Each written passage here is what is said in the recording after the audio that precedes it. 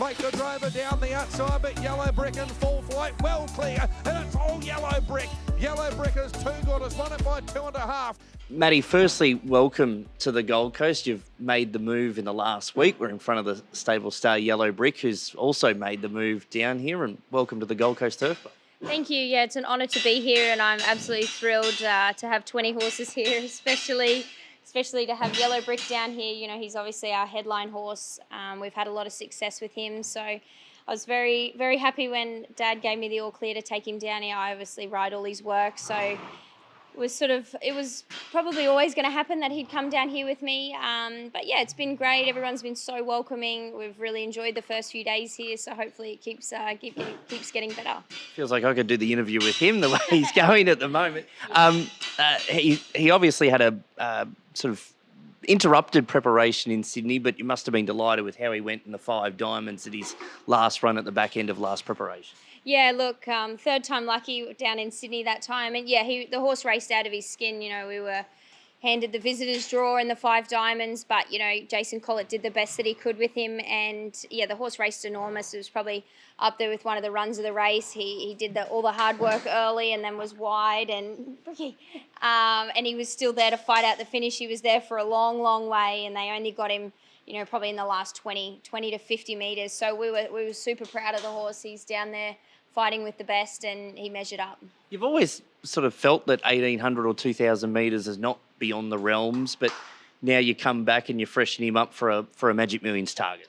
Yeah, we've always thought he was a 2,000 metre horse, and yeah, he races so well fresh over that 12 to 1,300. So he had 2 weeks off at Lucan Lodge where he absolutely thrived, and yeah, now he's down here. We'll get ready for the Magic Millions Cutis Open, and then, you know, we've got the option whether we do a Stradbroke, but from further discussions, I think we're going to get him ready for a Doomben Cup.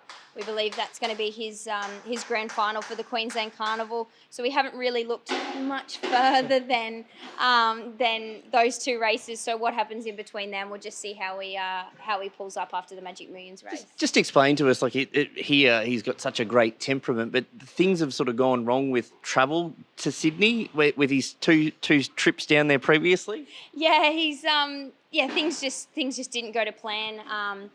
His first trip down to Sydney, things didn't go right when he was down there, and then the last time he did end up with a virus the night before the race. But this time when we took him down, we tried to rule out as many things as possible with taking him down ourselves and things like that, and, you know, putting in the extra effort and doing that sort of stuff really paid dividends for us. Well, while we're still here with him, the one time that he was in a Magic Millions race, the 3-year-old Guineas, he narrowly missed and got beaten along Headbone. Fashion legend who's now racing in Hong Kong and arguably should have won the race.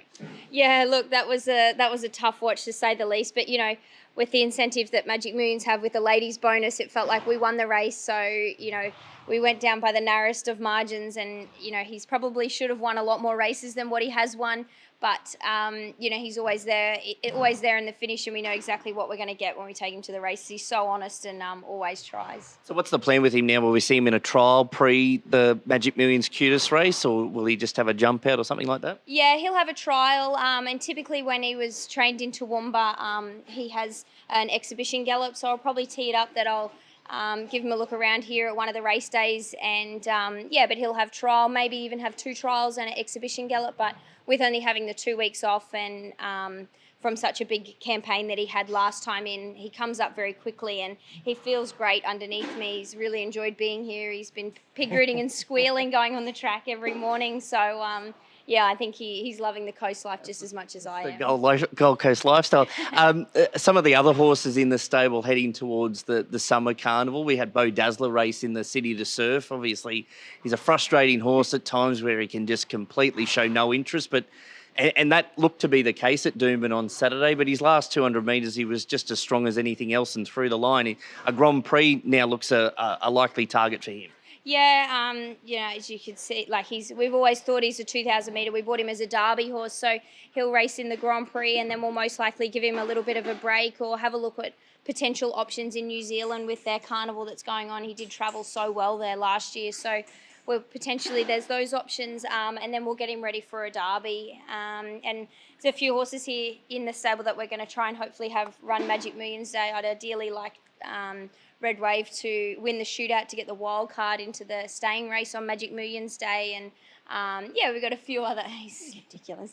We've got a few other horses in here that are Magic Millions. So yeah, we're looking to have a strong hand racing the few headline races that are coming in that summer carnival with the night racing and Wave Day. Yeah, horses like Steady Ready and that were at Magic Millions last year. There's a number of options for them during the carnival. Yeah, absolutely. We're hoping Steady Ready races on Saturday in the Bribey, and then probably look at putting him in the Snippets, a 1,200 metre race. So, we're very lucky. We've got a very strong hand of horses that have come through in the last 12 months, and we've had some really, really nice horses that have come up from Sydney.